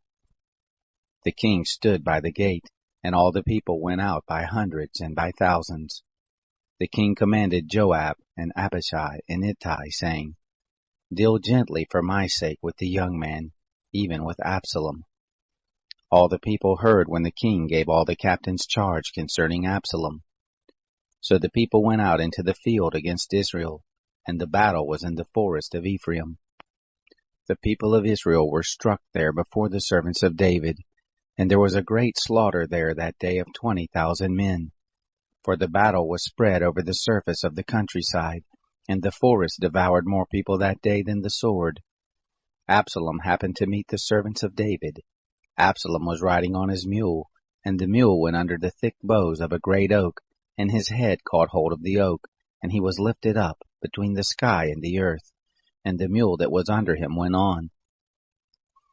A certain man saw it and told Joab and said, Look, I saw Absalom hanging in an oak. Joab said to the man who told him, Behold, you saw it, and why didn't you strike him there to the ground, and I would have given you 10 pieces of silver and a sash. The man said to Joab, Though I should receive 1,000 pieces of silver in my hand, I still wouldn't put forth my hand against the king's son. For in our hearing the king charged you, and Abishai and Ittai, saying, Beware that none touch the young man Absalom. Otherwise, if I had dealt falsely against his life, and there is no matter hid from the king, then you yourself would have set yourself against me. Then Joab said, I cannot wait for you. He took 3 darts in his hand and thrust them through the heart of Absalom, while he was yet alive in the midst of the oak. 10 young men who bore Joab's armor surrounded Absalom, and struck him and killed him. Joab blew the trumpet, and the people returned from pursuing after Israel, for Joab held the people back. They took Absalom and cast him into the great pit in the forest, and raised over him a very great heap of stones, and all Israel fled every one to his tent. Now Absalom in his lifetime had taken and reared up for himself the pillar which is in the king's dale, for he said, I have no son to keep my name in memory. And he called the pillar after his own name, and it is called Absalom's monument to this day. Then said Ahimaaz the son of Zadok, Let me now run and bear the king news, how that the Lord has avenged him of his enemies. Joab said to him, You shall not be the bearer of news this day, but you shall bear news another day. But this day you shall bear no news, because the king's son is dead. Then Joab said to the Cushite, Go tell the king what you have seen. The Cushite bowed himself to Joab and ran. Then Ahimaaz the son of Zadok spoke yet again to Joab, Come what may, please let me also run after the Cushite. Joab said, Why will you run, my son, seeing that you have no reward for the news? But come what may, I will run, he said. Joab said to him, Run. Then Ahimaaz ran by the way of the plain, and outran the Cushite. Now David was sitting between the two gates, and the watchman went up to the roof of the gate to the wall, and lifted up his eyes, and looked, and behold, a man running alone. The watchman cried and told the king. The king said, If he is alone, then there is news in his mouth. He came and drew near. The watchman saw another man running, and the watchman called to the porter and said, Look, another man running alone. The king said, He also brings news. The watchman said, I think the running of the first is like the running of Ahimaaz the son of Zadok. The king said, He is a good man, and comes with good news. Ahimaaz called and said to the king, All is well. He bowed himself before the king with his face to the earth, and said, Blessed be the Lord your God, who has delivered up the men who lifted up their hand against my lord the king. The king said, Is it well with the young man Absalom? Ahimaaz answered, When Joab sent the king's servant, I saw a great tumult, but I don't know what it was. The king said, Come and stand here. He came and stood still. Behold, the Cushite came, and the Cushite said, News for my lord the king, for the Lord has avenged you this day of all those who rose up against you. The king said to the Cushite, Is it well with the young man Absalom? The Cushite answered, The enemies of my lord the king, and all who rise up against you to do you hurt, be as that young man is. The king was much moved, and went up to the chamber over the gate, and wept, and as he went he said, My son Absalom, my son Absalom, would that I had died for you, Absalom my son. Chapter 19. It was told Joab, Behold, the king weeps and mourns for Absalom. The victory that day was turned into mourning to all the people, for the people heard say that day, The king grieves for his son. The people came by stealth that day into the city, as the people who are ashamed steal away when they flee in battle. The king covered his face, and the king cried with a loud voice, My son Absalom, Absalom, my son.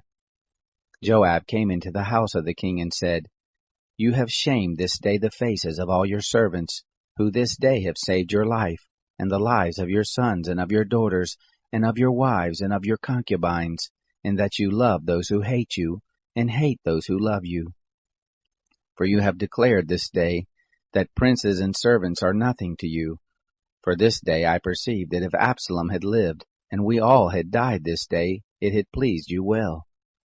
Now therefore arise, go out and speak to your servants, for I swear by the Lord, if you don't go out, there will not stay a man with you this night, and that will be worse to you than all the evil that has happened to you from your youth until now.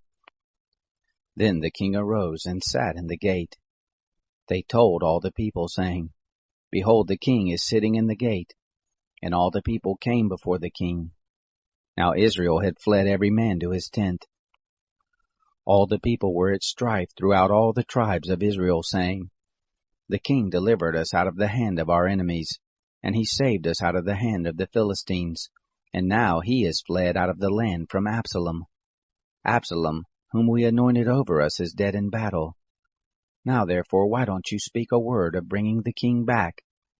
King David sent to Zadok and to Abiathar the priest, saying, Speak to the elders of Judah, saying, Why are you the last to bring the king back to his house, seeing the speech of all Israel is come to the king to bring him to his house? You are my brothers, you are my bone and my flesh. Why then are you the last to bring back the king? Say to Amasa, Aren't you my bone and my flesh? God do so to me and more also, if you aren't captain of the host before me continually in the room of Joab. He bowed the heart of all the men of Judah, even as the heart of one man, so that they sent to the king, saying, Return, and all of your servants with you. So the king returned, and came to the Jordan. Judah came to Gilgal, to go meet the king, to bring the king over the Jordan. Shimei the son of Gera the Benjamite, who was of Bahurim, hurried and came down with the men of Judah to meet King David. There were 1,000 men of Benjamin with him, and Ziba the servant of the house of Saul, and his 15 sons, and his 20 servants with him. And they went through the Jordan in the presence of the king. There went over a ferry boat to bring over the king's household, and to do what he thought good. Shimei the son of Gera fell down before the king when he was come over the Jordan. He said to the king, Don't let my lord impute iniquity to me. Neither remember that which your servant did perversely the day that my lord the king went out of Jerusalem, that the king should take it to his heart. For your servant does know that I have sinned.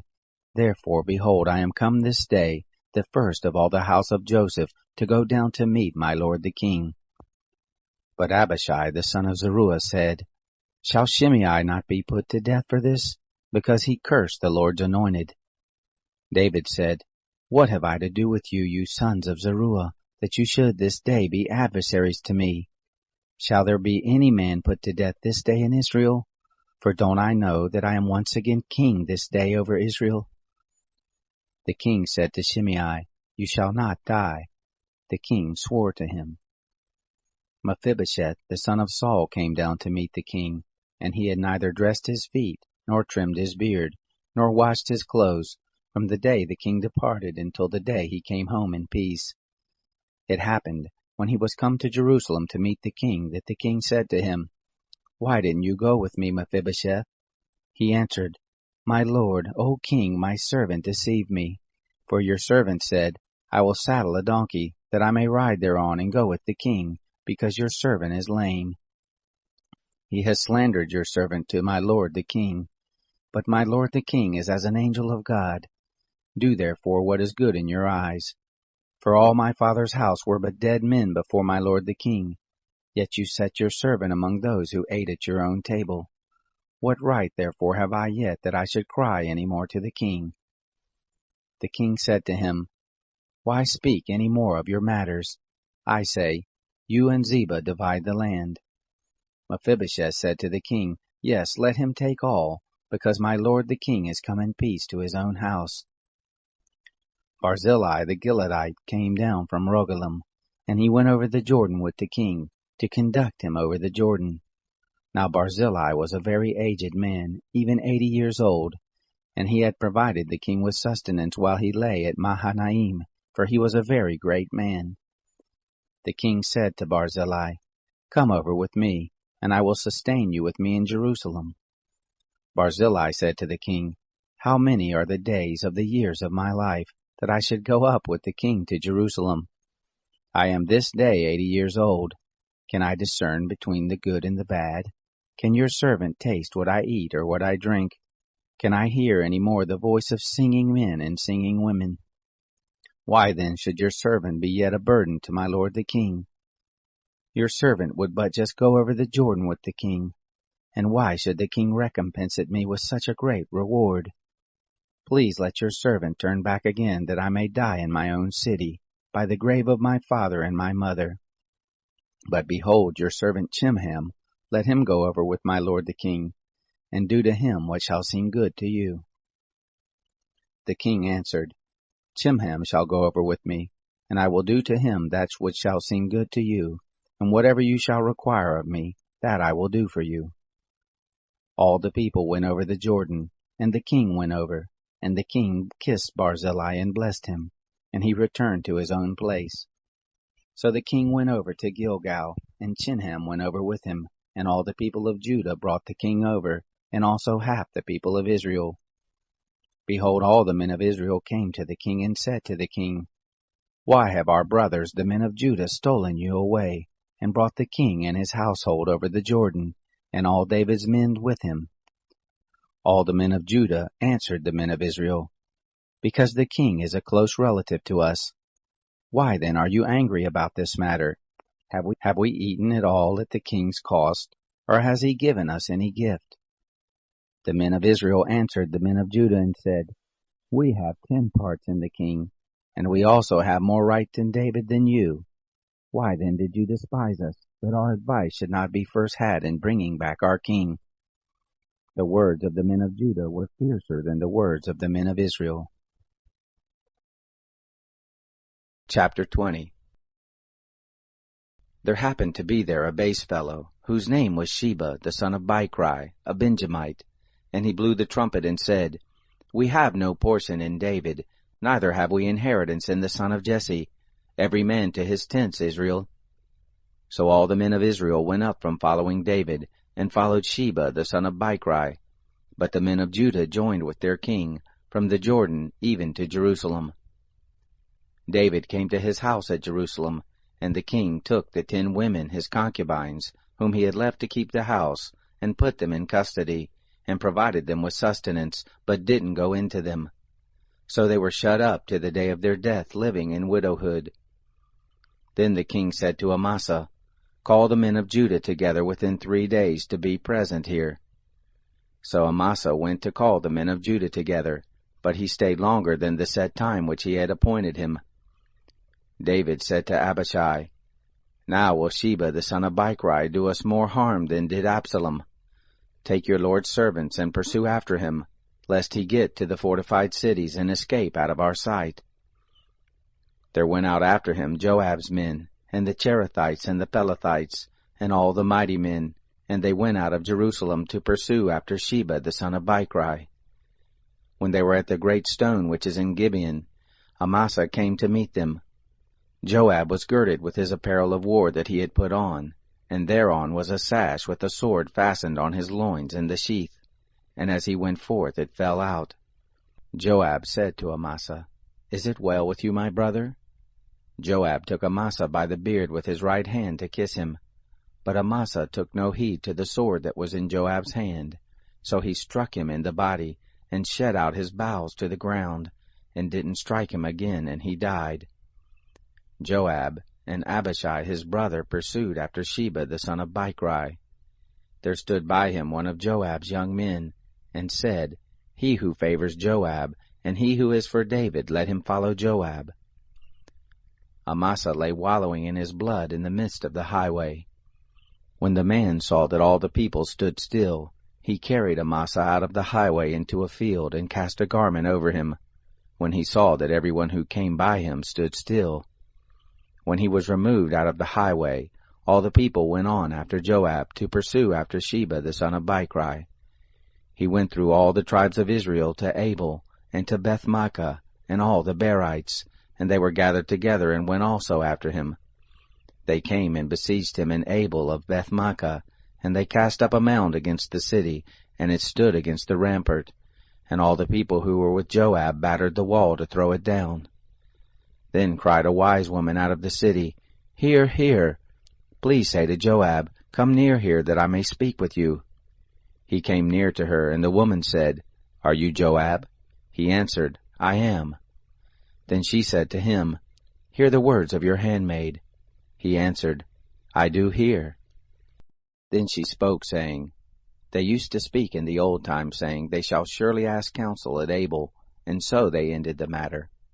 I am of those who are peaceable and faithful in Israel. You seek to destroy a city and a mother in Israel. Why will you swallow up the inheritance of the Lord?' Joab answered, far be it from me that I should swallow up or destroy. The matter is not so, but a man of the hill country of Ephraim, Sheba the son of Bichri by name, has lifted up his hand against the king, even against David. Deliver him only, and I will depart from the city." The woman said to Joab, "Behold, his head shall be thrown to you over the wall." Then the woman went to all the people in her wisdom. They cut off the head of Sheba the son of Bichri and threw it out to Joab. He blew the trumpet, and they were dispersed from the city, every man to his tent. Joab returned to Jerusalem to the king. Now Joab was over all the host of Israel, and Benaiah the son of Jehoiada was over all the Cherethites and over the Pelethites, and Adoram was over the men subject to forced labor, and Jehoshaphat the son of Ahilud was the recorder, and Sheva was the scribe, and Zadok and Abiathar were priests, and also Ira the Jairite was the chief minister to David. Chapter 21. There was a famine in the days of David 3 years, year after year, and David sought the face of the Lord. The Lord said, It is for Saul, and for his bloody house, because he put to death the Gibeonites. The king called the Gibeonites and said to them, Now the Gibeonites were not of the children of Israel, but of the remnant of the Amorites, and the children of Israel had sworn to them. And Saul sought to kill them in his zeal for the children of Israel and Judah. And David said to the Gibeonites, What shall I do for you, and with what shall I make atonement, that you may bless the inheritance of the Lord? The Gibeonites said to him, It is no matter of silver or gold between us and Saul or his house, neither is it for us to put any man to death in Israel. He said, Whatever you say, that will I do for you. They said to the king, The man who consumed us, and who devised against us, that we should be destroyed from remaining in any of the borders of Israel, let 7 men of his sons be delivered to us, and we will hang them up to the Lord in Gibeah of Saul, the chosen of the Lord. The king said, I will give them. But the king spared Mephibosheth, the son of Jonathan, the son of Saul, because of the Lord's oath that was between them, between David and Jonathan, the son of Saul. But the king took the 2 sons of Rizpah, the daughter of Aiah, whom she bore to Saul, Armoni and Mephibosheth, and the 5 sons of Michal, the daughter of Saul, whom she bore to Adriel, the son of Barzillai the Maholathite. He delivered them into the hands of the Gibeonites, and they hanged them in the mountain before the Lord, and they fell all 7 together. They were put to death in the days of harvest, in the first days, at the beginning of barley harvest.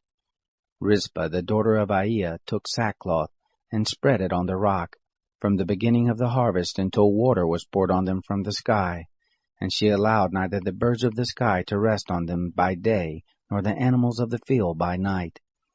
It was told David what Rizpah the daughter of Aiah, the concubine of Saul, had done. David went and took the bones of Saul, and the bones of Jonathan his son, from the men of Jabesh-Gilead, who had stolen them from the street of Bethshan, where the Philistines had hanged them, in the day that the Philistines killed Saul in Gilboa. And he brought up from there the bones of Saul, and the bones of Jonathan his son, and they gathered the bones of those who were hanged. They buried the bones of Saul and Jonathan his son in the country of Benjamin in Zelah, in the tomb of Kish his father. And they performed all that the king commanded. After that, God was entreated for the land. The Philistines had war again with Israel, and David went down, and his servants with him, and fought against the Philistines. David grew faint, and Ishbi-benob, who was of the sons of the giant, the weight of whose spear was 300 shekels of brass in weight, and being girded with a new sword, thought to have slain David. But Abishai the son of Zeruiah helped him, and struck the Philistine, and killed him. Then the men of David swore to him, saying, You shall no more go out to us in battle, that you don't quench the lamp of Israel. It came to pass after this, that there was again war with the Philistines at Gob. Then Shibachai the Hushathite killed Saph, who was of the sons of the giant. There was war again with the Philistines at Gob, and Elhanan, the son of Jaare-Oregim, the Bethlehemite, killed Goliath, the Gittite's brother, the staff of whose spear was like a weaver's beam.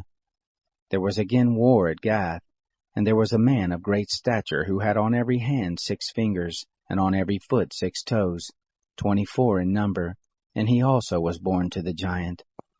When he defied Israel, Jonathan the son of Shimei, David's brother, killed him. These 4 were born to the giant in Gath, and they fell by the hand of David, and by the hand of his servants. Chapter 22.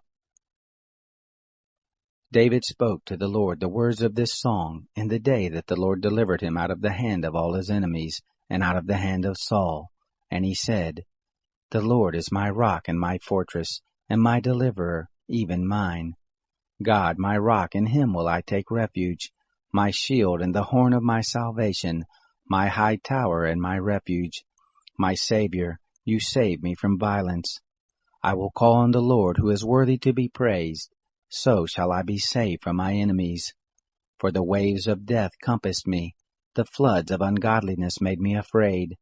The cords of Sheol were round about me, the snares of death came on me. In my distress I called on the Lord, yes, I called to my God. He heard my voice out of his temple, my cry came into his ears. Then the earth shook and trembled, the foundations of heaven quaked. They were shaken because he was angry. There went up smoke out of his nostrils, fire out of his mouth devoured, coals were kindled by it. He bowed the heavens also and came down, thick darkness was under his feet. He rode on a cherub and did fly, yes, he was seen on the wings of the wind. He made darkness pavilions round about him, gathering of waters, thick clouds of the skies.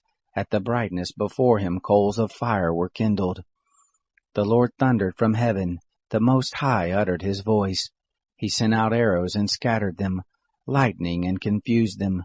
Then the channels of the sea appeared, the foundations of the world were laid bare by the rebuke of the Lord, at the blast of the breath of his nostrils. He sent from on high, he took me, he drew me out of many waters. He delivered me from my strong enemy, from those who hated me, for they were too mighty for me. They came on me in the day of my calamity, but the Lord was my stay. He brought me forth also into a large place. He delivered me because he delighted in me. The Lord rewarded me according to my righteousness, according to the cleanness of my hands has he recompensed me. For I have kept the ways of the Lord, and have not wickedly departed from my God. For all his ordinances were before me. As for his statutes, I did not depart from them. I was also perfect toward him. I kept myself from my iniquity. Therefore has the Lord recompensed me according to my righteousness, according to my cleanness in his eyes. With the merciful you will show yourself merciful. With the perfect man you will show yourself perfect.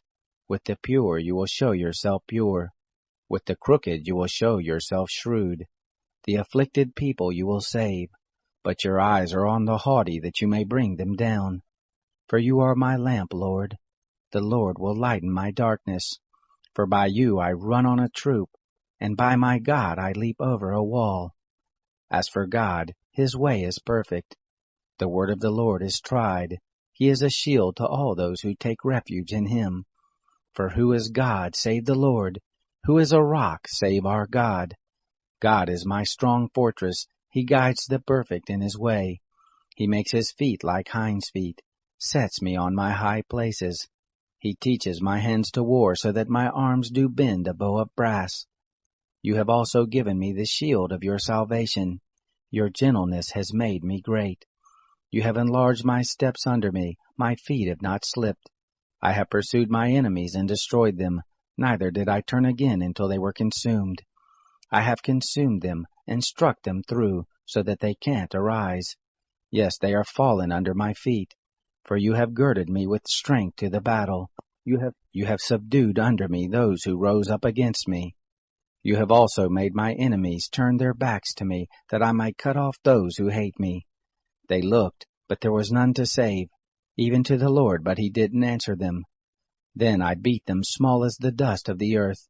I did crush them as the mire of the streets, and did spread them abroad. You also have delivered me from the strivings of my people. You have kept me to be head of the nation. A people whom I have not known shall serve me. The foreigners shall submit themselves to me. As soon as they hear of me, they shall obey. The foreigners shall fade away.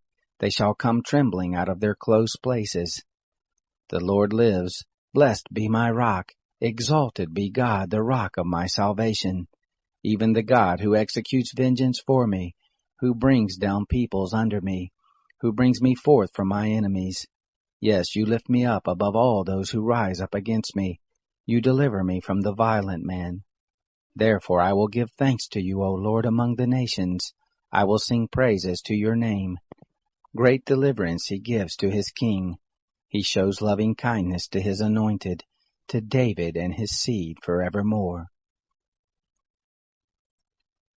Chapter 23. Now these are the last words of David.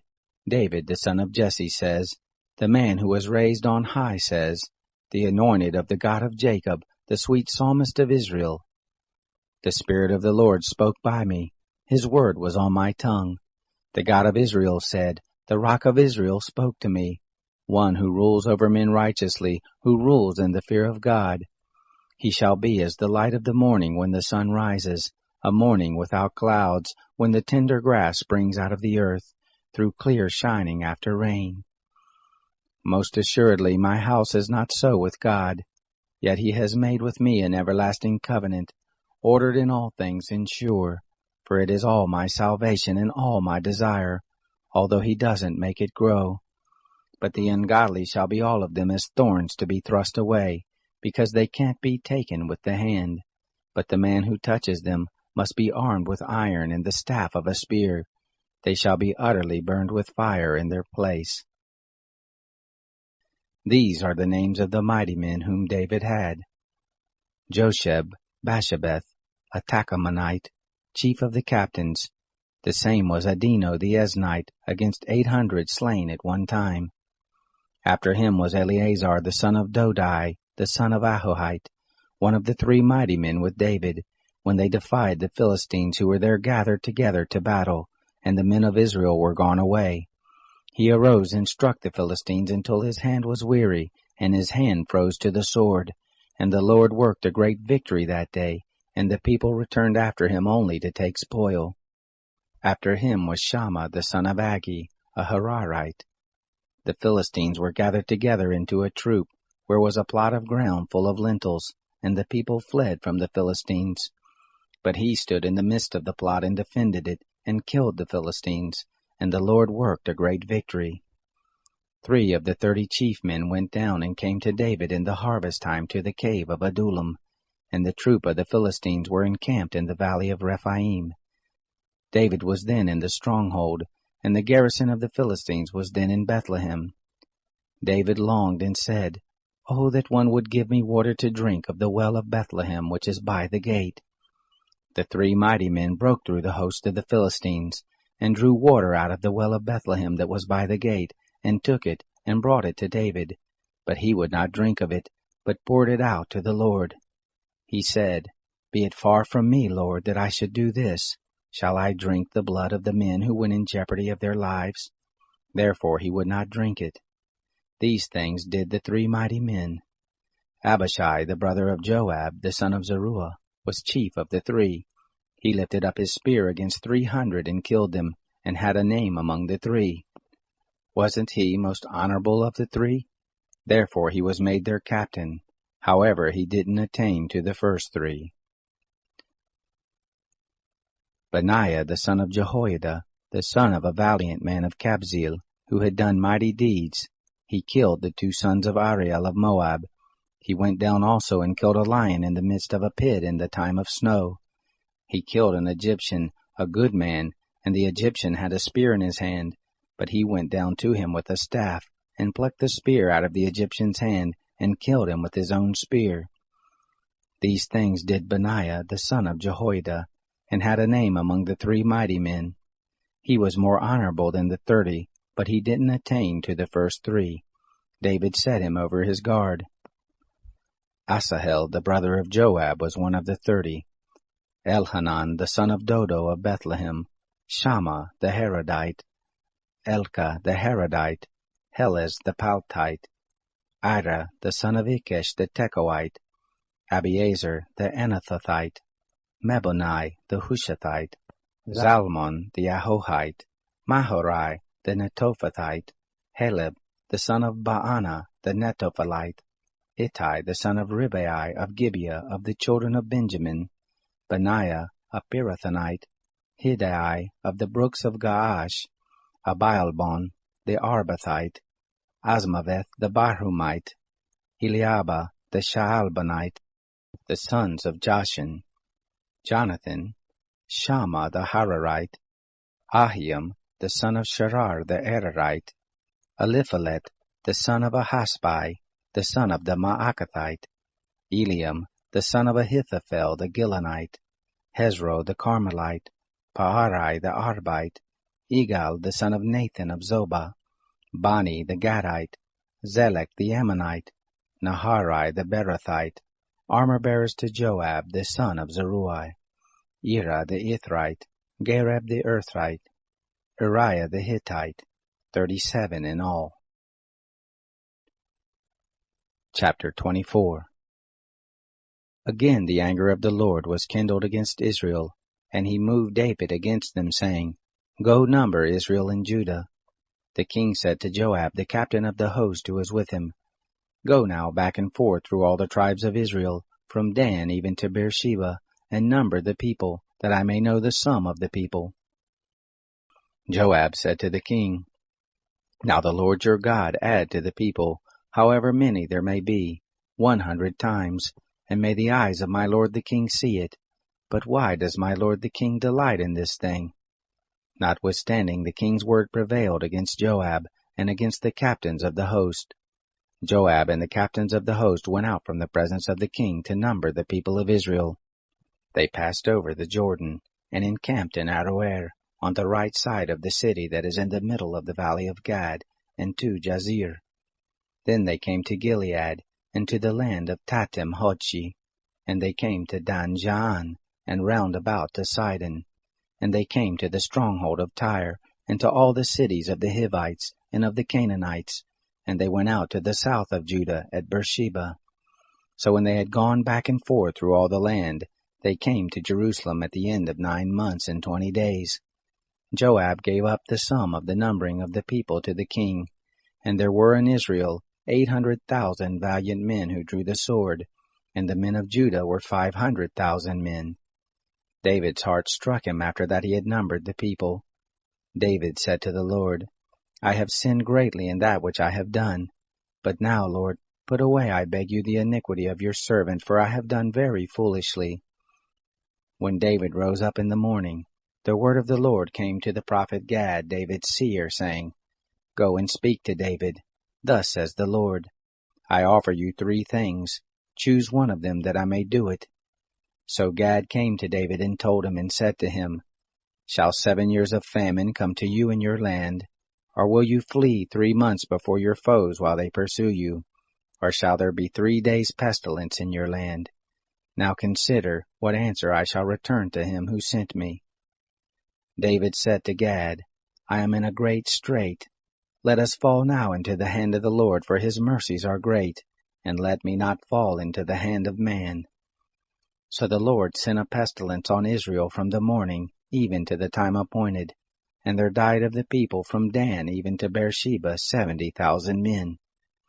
When the angel stretched out his hand toward Jerusalem to destroy it, the Lord repented of the evil and said to the angel who destroyed the people, It is enough, now stay your hand. The angel of the Lord was by the threshing floor of Araunah the Jebusite.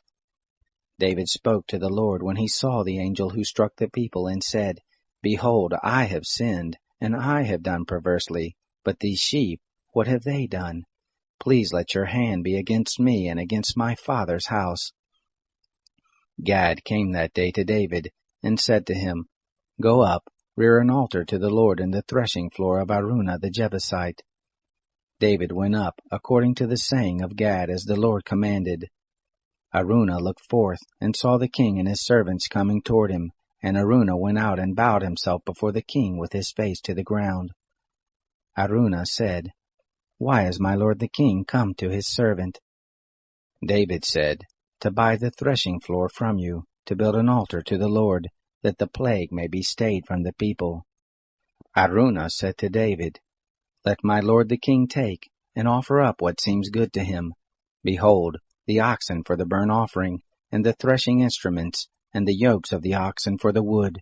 All this, king, does Araunah give to the king. And Araunah said, The Lord your God accept you. The king said to Araunah, No, but I will most assuredly buy it of you for a price. Neither will I offer burnt offerings to the Lord my God, which cost me nothing. So David bought the threshing floor and the oxen for 50 shekels of silver. David built there an altar to the Lord, and offered burnt offerings and peace offerings. So the Lord was entreated for the land, and the plague was stayed from Israel.